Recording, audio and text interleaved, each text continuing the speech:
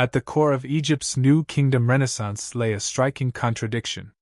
The nation's resurgence had been spearheaded by the re-establishment of a hereditary monarchy, yet this very system had inherent flaws. For 2 consecutive generations, the throne was inherited by child rulers. While this unusual circumstance allowed royal women to assume leadership roles to an extent never seen before, entrusting the sacred office of kingship to a child who relied heavily on others for guidance was far from the Egyptian ideal and hardly a foundation for stable governance.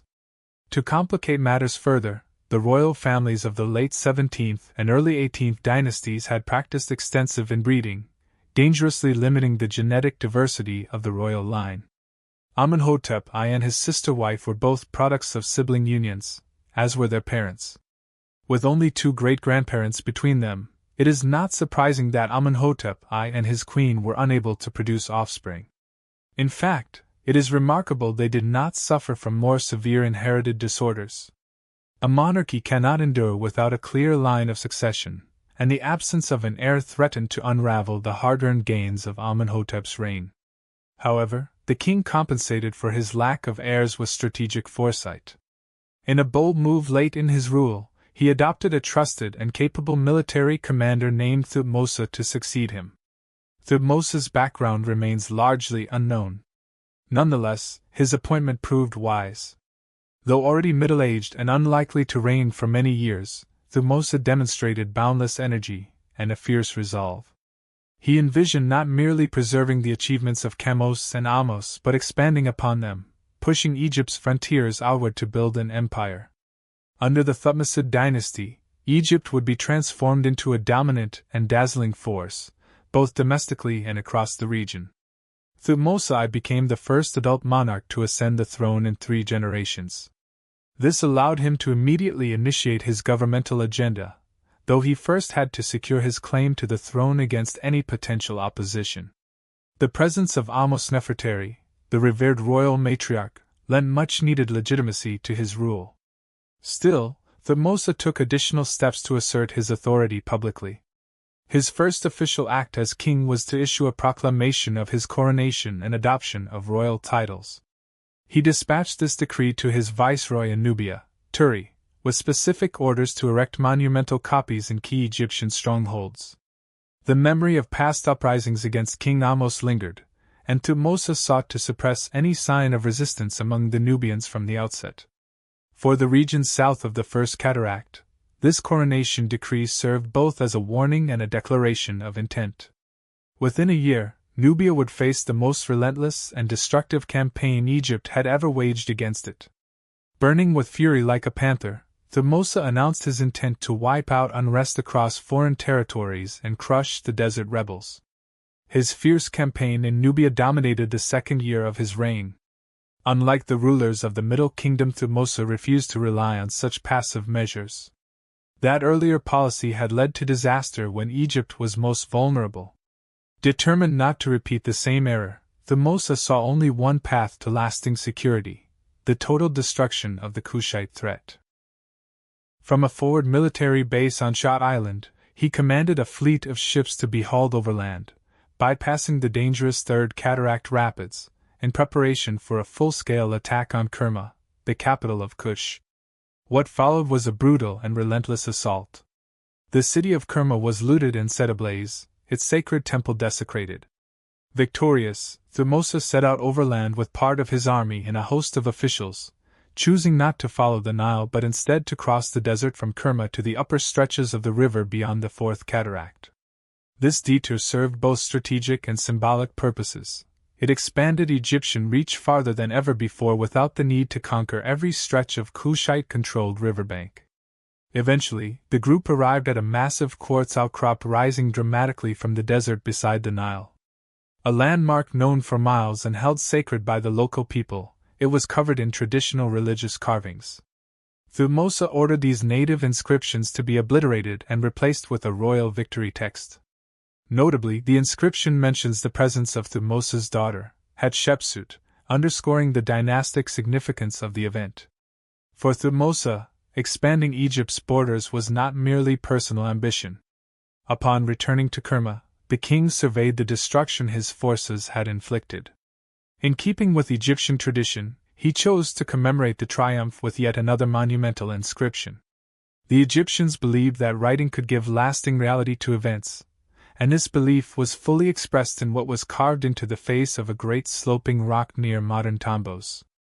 The inscription delivers a chilling narrative of the Nubian campaign, exceeding even the typical grandeur of Egyptian wartime propaganda. It describes, in vivid detail, the horrors inflicted on the defeated population of Kerma. Not a single one remains. The Nubian archers have been slaughtered, their bodies strewn across the land. Their guts flood the valleys.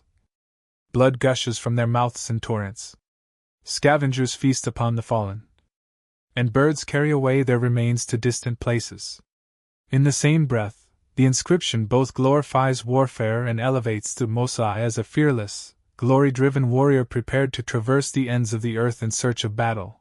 He marched to the earth's edge with strength and triumph, seeking combat, but found none brave enough to face him. The Thutmose inscription portrays foreign peoples as an abomination to the gods, capturing a tone of merciless exultation and aggressive militarism. Before departing Nubia, Thutmose commanded the establishment of fortified settlements across the newly conquered lands. These strongholds were designed to ensure Egypt's lasting presence in Kush and to suppress any future uprisings. One fort was given a characteristically boastful name, "None dares to challenge him among the 9 bows," referring to Egypt's traditional enemies. For more efficient control, Nubia was divided into 5 administrative districts, each governed by a local official loyal to the Egyptian crown. As part of a broader effort to secure allegiance, the sons of Nubian tribal leaders were taken to Egypt by force. There, they were raised and educated within the Egyptian royal court, taught Egyptian values and culture. A far grimmer fate awaited the defeated ruler of Kerma. According to Egyptian records, Thutmose I personally struck him down in combat. If true, it may have been a swift end. But his death was not the final humiliation. On the victorious journey back to Egypt, the enemy leader's corpse was lashed to the prow of Thutmose's warship, the Falcon. Upon returning to Egypt, the king offered thanks to the gods by dedicating a commemorative stela at the holy site of Abydos. After the customary religious expressions, Thutmose returned to his characteristic tone of dominance, celebrating the subjugation of foreign lands. "I made Egypt supreme, and the entire world her servant." By now, Thutmose's campaign of conquest had become more than political, it had taken on the fervor of religious mission. While conquering Nubia was a logical move, pushing Egypt's borders into Asia presented a far greater challenge. This region was fragmented into numerous city-states and marked by unfamiliar geography.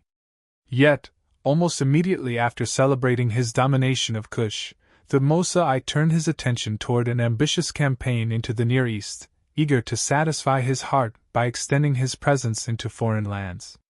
In this instance, however, his goals appear to have been driven more by political spectacle than a genuine desire for territorial conquest.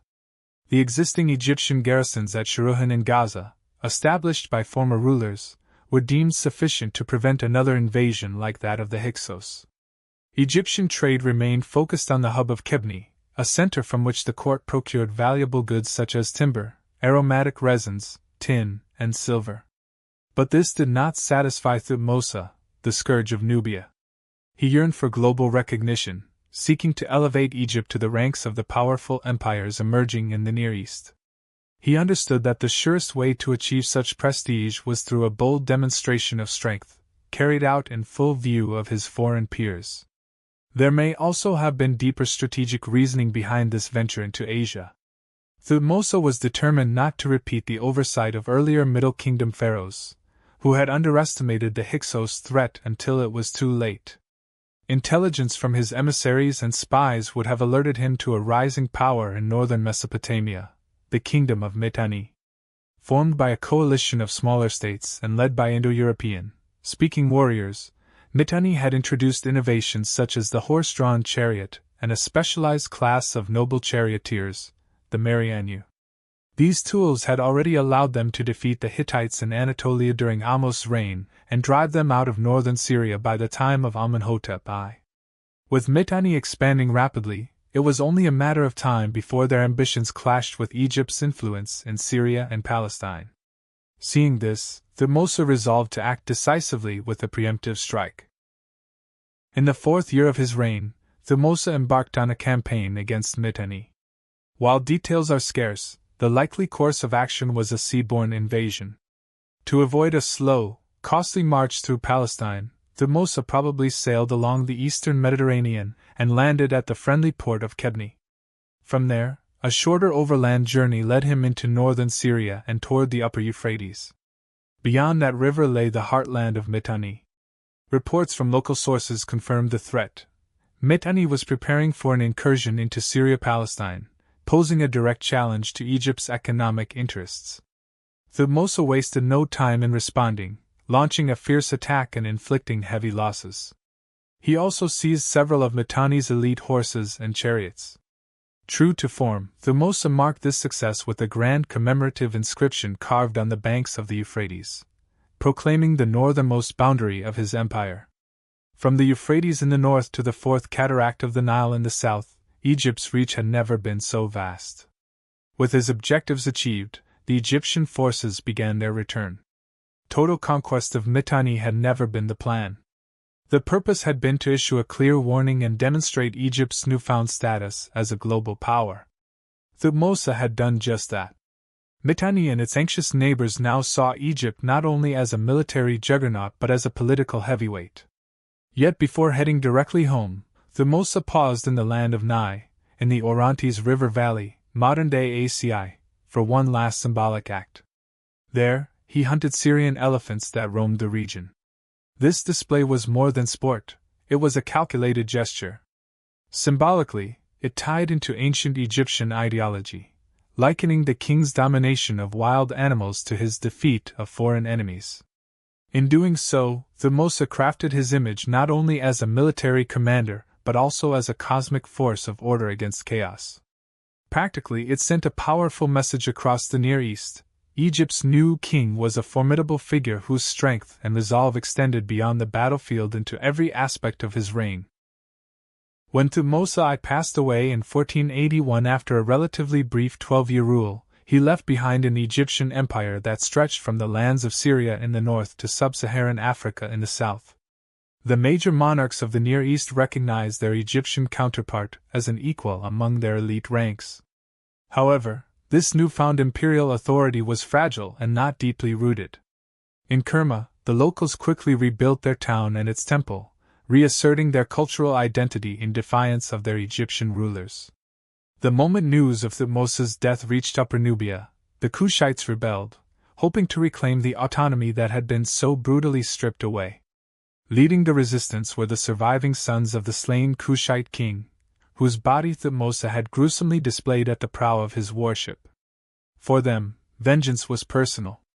The Kushite insurgents launched attacks on Egyptian fortresses, massacred the garrisons, stole livestock, and for a time posed a serious threat to Egypt's dominance over Nubia. But they underestimated the resolve of Thutmose's heir. His young successor, Thutmose II, proved himself to be a true son of his father. Immediately ordering a military campaign, he responded to the revolt with ruthless efficiency. His orders were clear: all Nubian males were to be killed, sparing only one of the Kushite princes, who would be taken to Egypt and raised according to Egyptian traditions. Supporting this harsh response was his half-sister and wife, Hatshepsut. Living up to her name, which translates as foremost of noble women, she was more than just the king's great royal wife. As the daughter of Thutmose I by his principal queen, Hatshepsut believed her own claim to the throne was stronger than that of her husband, whose mother was a lesser consort. So, when Thutmose II succumbed to illness after just 3 years as king, she seized the moment. No longer content to remain in the background, she began to pursue the throne for herself. Like Ahmose before her, Hatshepsut made kingship the center of her ambitions, and Thebes became her political stage. Just as her father had extended Egypt's physical borders, she aimed to expand the ideological limits of pharaonic power. While rare, female rule in Egypt was not entirely without precedent. At the close of the 12th dynasty, the female monarch Sobeknefer briefly ruled. More recently, During the turbulent transition between the 17th and 18th dynasties, 3 generations of royal women had played influential roles in governance. At first glance, Hatshepsut seemed to be following this tradition by acting as regent for her stepson, the young Thutmose III. But from the beginning, her role had a different tone. A contemporary inscription makes this clear. After her husband's death, the young king rose to take his father's place on the throne, while Hatshepsut, as God's wife, took charge of managing state affairs. Egypt, it said, bowed to her guidance. Her position as God's wife granted her significant influence, particularly in Thebes.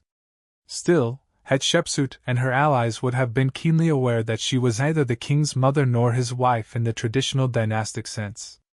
To assert full authority, she would need to establish both ideological legitimacy and theological support. Her first daring move was to adopt a throne name, typically reserved for ruling pharaohs, which she used alongside her queenly titles. Then, in 1473, Hatshepsut made a decisive and irreversible move. She formally assumed all the symbols and titles of kingship, the royal crowns, ceremonial scepters, and the traditional epithets of a pharaoh. Although she technically shared power with Thutmose III, it was clear that she was the dominant partner in this dual rule. With this act, Hatshepsut's reign as Egypt's ruler had truly begun.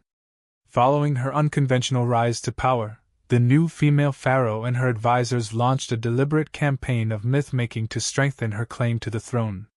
They promoted the narrative of her divine birth and retroactively rewrote history to portray her as the chosen successor during her father's lifetime. In inscriptions and monuments, she emphasized her lineage by calling herself the king's firstborn daughter, while deliberately omitting any mention of her late husband's short reign. It was as though Thutmose II had never existed, with the kingship appearing to pass directly from Thutmose I to Hatshepsut. This clever manipulation may have persuaded some skeptics, but the issue of her gender remained problematic. Egyptian kingship was fundamentally tied to male identity, yet Hatshepsut, as her name clearly indicated, was a woman. Her approach to resolving this contradiction was highly complex. On some earlier monuments, she had the images altered to depict herself as a man. In others, she assigned feminine titles to male rulers of the past, seemingly to cast her ancestors in a more feminine light. Even when portrayed as male, Hatshepsut often retained feminine grammatical forms, referring to herself as the daughter of Ra or the Lady of the Two Lands. This unresolved tension between her gender and her role as king remained a persistent issue. To address this ambiguity, her advisors introduced a new linguistic solution.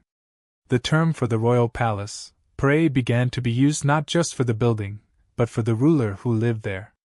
Thus, Pharaoh became the official and unique title for the Egyptian monarch. While Thutmose I had focused his efforts on expanding Egypt's empire, his daughter's passion was for building. Hatshepsut's reign was distinguished by the scale and boldness of her architectural projects, which ranged from a mountain-cut shrine in Sinai to a stone temple within the Nubian fortress at Buhan. However, the city of Thebes received the greatest share of her attention.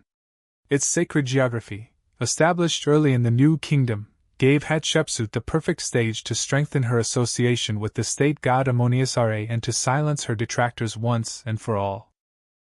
Amun-Ra's main temple at Hatshepsut had long held religious significance, despite its relatively modest appearance. Hatshepsut dramatically enhanced it. She commissioned the construction of a noble pillared hall between the monumental gateways built by her father. She redesigned the Middle Kingdom's sanctuary at the heart of the temple and added a massive southern gateway, the largest ever seen at the time, flanked by 6 towering statues of herself. Nearby, she had a chapel built from blocks of red sandstone and black granite, each one adorned with scenes showing her carrying out royal rituals and responsibilities. On the northern side of the temple complex, she added a royal residence named with spiritual intent, the Royal Palace. I am not far from him, referring to her closeness to Amun-Ra. Among her most remarkable contributions to Hatshepsut were 3 pairs of obelisks, towering structures that physically and symbolically pointed toward the heavens. At the base of one pair, she had an inscription carved. This inscription remains one of the clearest windows into Hatshepsut's personality and aspirations. I have done this with a loving heart for my father Ammonius. I call upon future generations who will look upon this monument I have made for him. While seated in the palace, I remembered my Creator. My heart inspired me to craft 2 obelisks of electrum, their tips reaching the sky. My mind wandered, imagining what people in years to come would say when they saw my monument. I do not wish for them to claim I exaggerated. Instead, let them say, how fitting it is, so loyal to her father. For I am truly his daughter, the one who honors him and understands his will.